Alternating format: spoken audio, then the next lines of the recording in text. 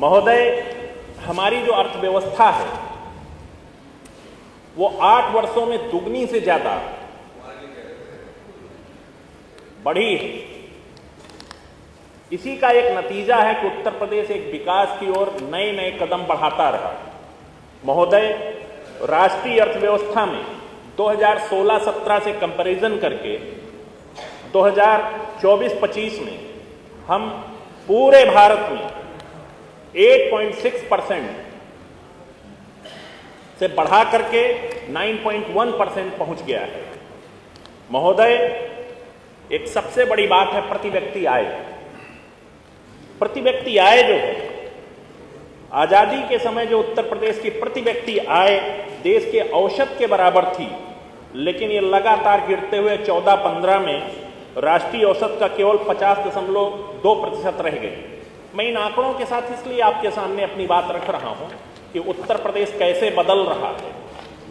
महामहिम राज्यपाल महोदया ने जो अपने अभिभाषण में चीजें रखी हैं, उनको एक्चुअलिटी के साथ कैसे रखना है वो मैं आपके सामने प्रस्तुत कर रहा हूं।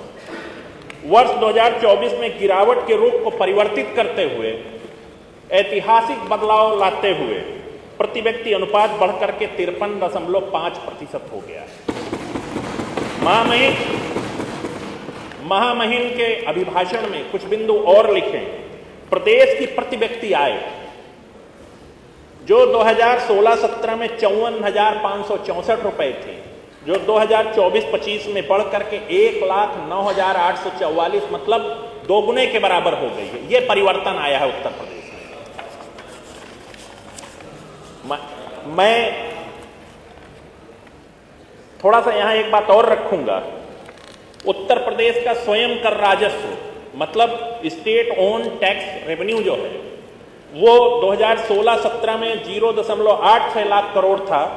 इसके 2024-25 में ये बढ़ करके 2.5 गुना बढ़ा है और 2 लाख करोड़ रुपए हो गया। 9 लाख करोड़ से ज्यादा का बजट हमारी सरकार ने पेश किया है।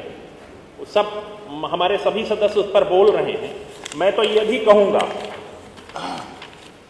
कि वन डिस्ट्रिक्ट वन प्रोडक्ट योजना ने स्थानीय उद्योगों को वैश्विक पहचान दिलाते हुए वर्ष 2018-19 से दिसंबर 2025 तक 890.44 करोड़ मार्जिन मनी वितरित की है, जिससे उन डिस्ट्रिक्ट्स को वन डिस्ट्रिक्ट वन प्रोडक्ट में आगे ले जाने का काम हो।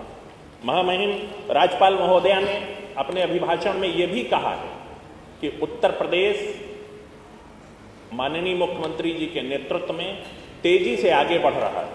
महोदय, युवा कौशल विकास में एक महत्वपूर्ण योजना मुख्यमंत्री अभ्युदय योजना, ये 2021 से लेकर वर्ष 2024-25 तक प्रशिक्षण प्राप्त अभ्यर्थियों में से कुल 918 प्रशिक्षणार्थियों को विभिन्न प्रतियोगी परीक्षाओं में सफलता प्राप्त हुई है।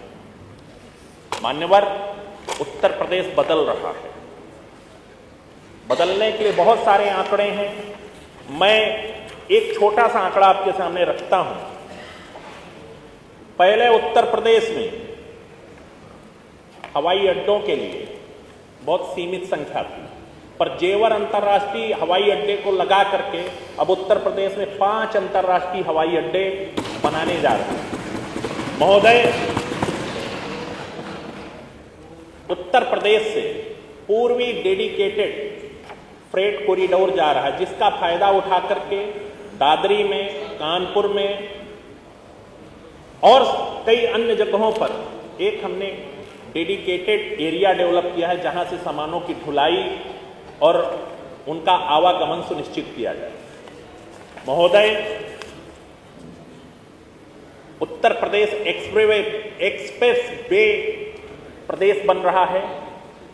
वर्तमान में 7 एक्सप्रेसवे संचालित हैं और 3 का निर्माण कार्य तेजी से जारी है। 12 नए एक्सप्रेसवे प्रस्तावित हैं, मतलब कुल 22 एक्सप्रेसवे का यह प्रदेश होने जा रहा है।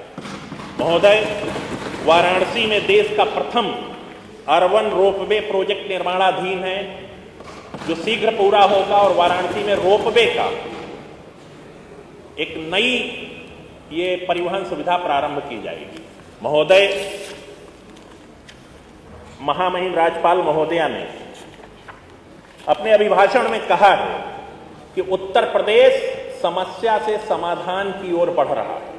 पहले यहां समस्याएं ही समस्याएं थी, अब उनको हम समाधान की ओर ले जाने का काम कर रहे हैं। उत्तर प्रदेश को बॉटलनेक स्टेट से ब्रेक थ्रू स्टेट के तौर पर स्थापित करने में पूर्ण सफलता मिली है। महोदय, विकसित उत्तर प्रदेश 2047 की परिकल्पना को साकार करने के दृढ़ संकल्प के साथ हमारी सरकार आगे बढ़ रही है। महोदय, प्रदेश की पहचान को विशिष्ट रूप देते हुए उत्तर प्रदेश दिवस पर सरदार वल्लभ भाई Patel employment and industrial zone का शुभारंभ तथा एक जिला एक व्यंजन योजना का कार्य प्रारंभ किया गया। ये सबसे महत्वपूर्ण है कि किस प्रकार औद्योगिक क्षेत्र को विकसित करने के लिए हर जिले में एक डेडिकेटेड एरिया का चिन्हांकन किया गया। महोदय, मैं एक बात और कहूंगा, न्याय एकीकृत न्यायालय परिसर निर्माण परियोजना में 10 जनपदों हेतु स्वीकृति प्रदान की गई है, जिसके सापेक्ष 6 जनपदों चंदौली, महोबा, अमेठी, हाथरस, शामली और औरैया में एकीकृत न्यायालय परिसर के निर्माण कार्य हेतु 1635 करोड़ की धनराशि निर्गत की है, जिसे कुछ दिन पहले भारत के सर्वोच्च न्यायालय के मुख्य न्यायाधीश ने आकर के उसका उद्घाटन किया था, शिलान्यास किया था। यह हमारे प्रदेश के लिए गौरव का विषय है।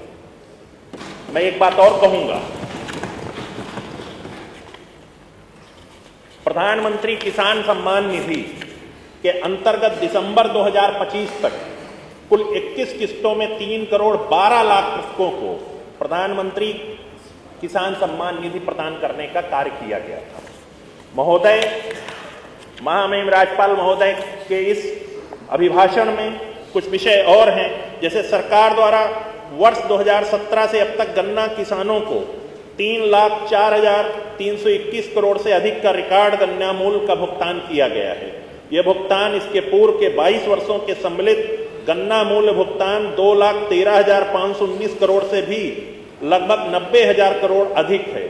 पेराई सत्र हेतु 2025-26 में गन्ना मूल्य की दरों में 30 रुपए प्रति कुंतल की वृद्धि की गई है। प्रदेश में 2016-17 की प्रति हेक्टेयर औसत गन्ना उत्पादकता 72.38 मीट्रिक टन से बढ़कर के 84 मीट्रिक टन हो गई है। ये हमारे प्रदेश में उपलब्धता प्राप्त की।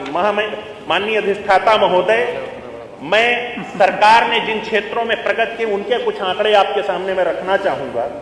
सरकार द्वारा गुणवत्ता और पारदर्शिता के साथ कार्य करते हुए 11 किलोमीटर प्रतिदिन की औसत दर से मार्गों का नवनिर्माण एवं 9 किलोमीटर प्रतिदिन की औसत दर से चौड़ीकरण और सुदृढ़ीकरण का कराया जा रहा है। ये हमारा प्रतिदिन का ये आंकड़ा है कि हम कितने तेजी से सड़क निर्माण के क्षेत्र में कार्य कर रहे हैं। महोदय, विकास खंड मुख्यालयों को 2 लेन सड़कों से जोड़ते हुए 1410 किलोमीटर लंबाई के 168 कार्ड अब तक पूरे कराए जा चुके हैं। मैं कुछ उत्तर प्रदेश सरकार ने जिन चीजों में थोड़ा आगे बढ़कर के कदम रखा है, जैसे विशेष रूप से मैं कहूंगा उत्तर प्रदेश आउटसोर्स सेवा निगम का गठन, जिससे आउटसोर्स कर्मचारियों को हो रही समस्याओं का निदान किया जा सके। महामहिम राज्यपाल महोदया ने बहुत सारे अपने अभिभाषण में बिंदु रखे हैं, जैसे प्रधानमंत्री जनधन योजना के अंतर्गत 10 करोड़ 22 लाख खातों के साथ देश में प्रथम स्थान पर उत्तर प्रदेश है। प्रधानमंत्री सुरक्षा बीमा योजना के अंतर्गत अब 7 करोड़ 94 लाख नामांकन के साथ उत्तर प्रदेश देश में प्रथम स्थान पर है। पीएम सूर्य घर योजना में उत्तर प्रदेश देश में प्रथम स्थान पर है। ये बदलते हुए उत्तर प्रदेश की तस्वीर है। मैं एक बात और रखूंगा, प्रधानमंत्री आवास योजना शहरी और ग्रामीण के अंतर्गत आवास निर्माण में उत्तर प्रदेश प्रथम स्थान पर है। अटल पेंशन योजना के अंतर्गत पंजीकरण में उत्तर प्रदेश देश में प्रथम स्थान पर है। 96 लाख से अधिक एमएसएमई की स्थापना कर उत्तर प्रदेश देश में अग्रणी राज्य बना। कृषि निवेशों पर किसानों को देय अनुदान का डीबीटी माध्यम से भुगतान करने वाला उत्तर प्रदेश पहला राज्य है।